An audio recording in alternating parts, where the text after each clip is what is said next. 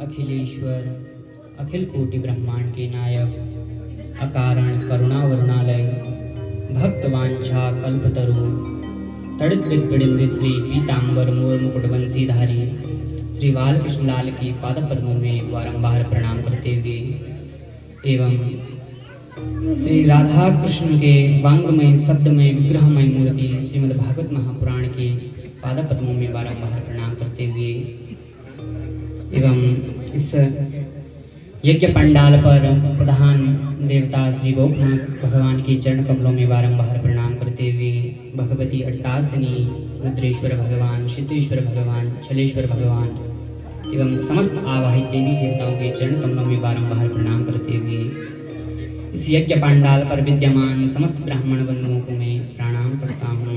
इस पंडाल की आचार्य, उपाचार्य, संगीताचार्य, देवताओं के साथ आए हुए समस्त माली, पुजारी, बाजवी बंधुओं के हृदय गति में जो सीताराम भगवान हैं उनके चरणों में मैं बारंबार प्रणाम करता हूँ। यज्ञ पंडाल पर विद्यमान भक्ति दूर माताएं, बहनें, बंधु बांधव समस्त यज्ञ पंडाल पर उपस्थित सभी को मैं प्रणाम करता हूँ। आइए मैं केवल भगवान नाम संकीर्तन, मुझ में यही गुण है जो इस मेरे युग में एक बार भी परमात्मा का नाम ले ले उसका उद्धार हो जाता है। तो यहाँ पर राजा परीक्षित ने कलयुग को 4 जगह स्थान दिया। द्योतम पानम स्त्रयासूना यत्र धर्मश्चतुर्विधा।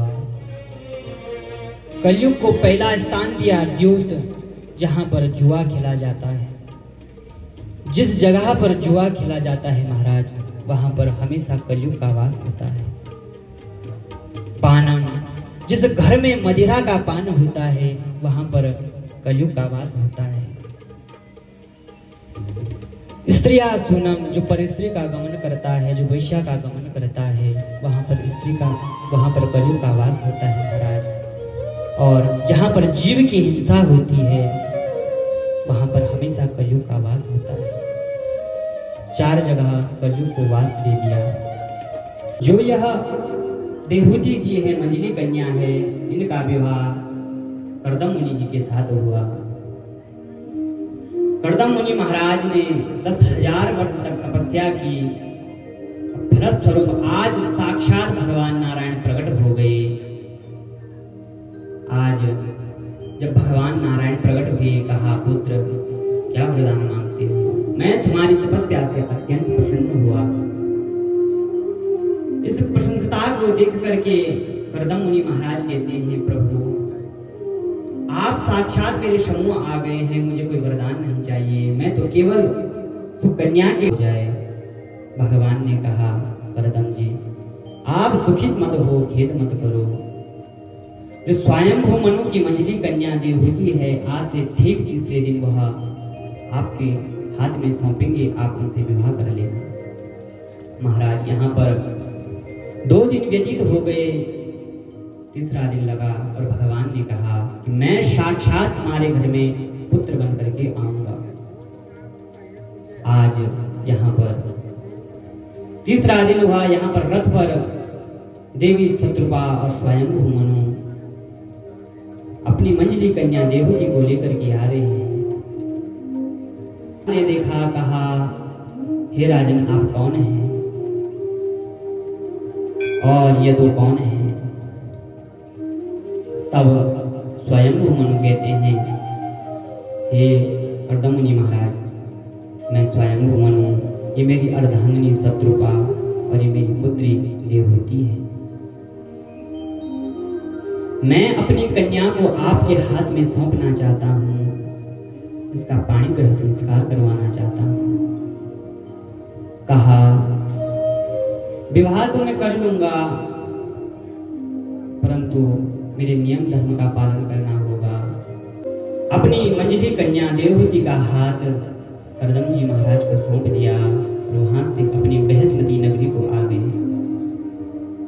यहाँ पर विवाह संपन्न हुआ। विवाह जब संपन्न हुआ, कर्दम जी महाराज वन को गए भगवान की तपस्या करने के लिए। खूब भगवान का भजन किया। यहाँ आज वह तपस्या करके लौट करके आए तो उन्होंने अपने सौंदर्य की दुर्दशा बना दी महाराज, स्वरूप का विस्वरूप बना दिया। आज कर्दम जी महाराज ने अपनी अर्धांगिनी को देख करके पहचान ना सके कि यह कौन है। सब श्रृंगार को त्याग दिया। करदम जी महाराज अत्यंत प्रसन्न हुए। आज करदम जी महाराज प्रसन्न हुए, कहा दीदी क्या वरदान मांगती हो मांगो। तब देवहूति जी कहती है एक स्त्री को क्या चाहिए, आपने कहा था जब हमारी संतान हो जाएगी तो आप वन को जाओगे। अभी तक कोई भी संतान नहीं हुई। हमारा एक पुत्र अर्थात एक पुत्री अवश्य होनी चाहिए। करदम जी महाराज ने कामाकुल विमान प्रकट किया, उस पर बैठा करके देवहूति मैया और करदम जी महाराज बैठ गए। बैठ करके उस विमान पर जब उन्होंने सरोवर में स्नान किया, 16 वर्ष की कन्या देवहूति मैया बन गई और 21 वर्ष के करदम जी महाराज बन गए। पुनः बाहर आए तो संतान उत्पत्ति की, जिससे उनकी 9 कन्याएं हुई, जो कि ब्रह्मा जी के जो 10 मानस पुत्र हैं, नारद जी को छोड़ करके 9 मानस पुत्रों को सौंप दी। सबका विवाह हुआ।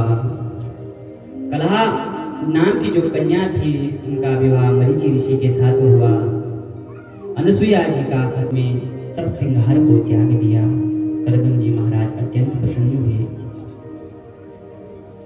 आज करदम जी महाराज प्रसन्न हुए, कहा दीदी क्या वरदान मांगती हो मांगो। तब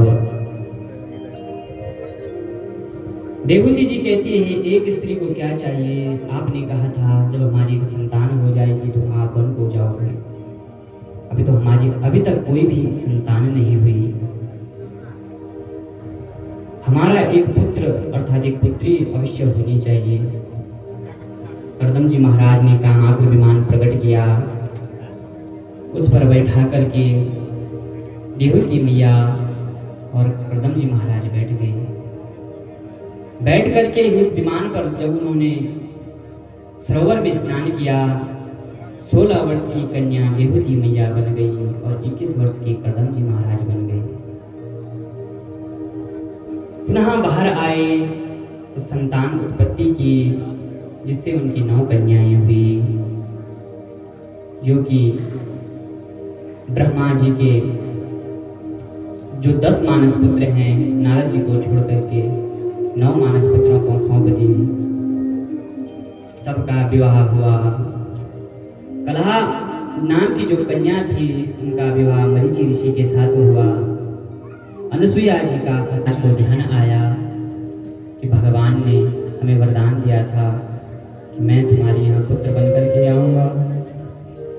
पुनः आज शुभ मुहूर्त में भगवान देवहूति के गर्भ में कपिल रूप में अवतरण हुए। बोले कपिल देव भगवान। इधर करदम जी महाराज ने कपिल भगवान को प्रणाम किया और आज्ञा लेकर के वन को गए। अब घर में बची है माँ देवहूति और कपिल देव भगवान। आज माँ के मन में संदेह हुआ, मन में वैराग्य जागा और अपने पुत्र से संवाद करने लगी। यहीं से कपिल देवहूति संवाद प्रारंभ होता है। माँ कहती है निवर्णाम नितराम भूमान सधैर्या तर्पणात् एन शव्यायमानेन प्रारब्धानां तमा प्रभो। क्या कहती है माँ? कहती है प्रभु मैंने विषयों के अनंत भोगों को भोग लिया है, पर मेरे हृदय को कभी भी शांति नहीं मिलती। यह देह जितना भोग भोगता है उस पर ही आसक्ति हो जाती है, इंद्रियों की तृप्ति ही नहीं होती। मैं आपसे हाथ जोड़ करके निवेदन करती हूँ, मैं जानती हूँ कि आप साक्षात भगवान हैं। आप कृपया करके बताइए कि इंद्रियों की तृप्ति कैसे हो। तब कपिल देव भगवान कहते हैं इंद्रियों की कभी भी तृप्ति नहीं होती, मन हमेशा विषय रागों में भटकता ही रहता है। यदि इस इंद्रियों की तृप्ति चाहती हो तो केवल और केवल भगवान का भजन से होगा। माँ कहती है, प्रभु भगवान का भजन हमें कहाँ से मिलेगा? कहा संतों से। तो संत कैसे होने चाहिए? ते क्षवः कारुणिका सुहृदया सर्वदेहिनां अजात सत्त्वा शान्तः साधवः साधुभूषण। कहा संत ऐसे होने चाहिए जिनका हृदय पवित्र हो, सहनशीलता जिनके अंदर हो। संत कैसे होने चाहिए? तो प्रिय दर्शकों, आपको वीडियो कैसे लगा? अगर आप चैनल पे नए हो तो सब्सक्राइब करना भूलना मत भाई। ऐसा भी होता है कभी कभी जो ना, बेटा भी गुरु बन जाता है। इधर तो साक्षात भगवान कपिल गुरु में आए थे, देवभूति माँ के जो है गुरु बन गए और माँ को शिक्षा दी। ऐसे समाज में है, जिसके अंदर ज्ञान है वो छोटा हो चाहे बड़ा, वो गुरु के लायक है। तो आप कमेंट अवश्य करना, लाइक करना, दोस्तों के साथ शेयर करना। मिलते हैं दूसरे ब्लॉग में, तब तक के लिए जय देव भूमि उत्तराखंड, वंदे मातरम, जय माँ भद्रकाली और आपकी विजय हो। हरिओम।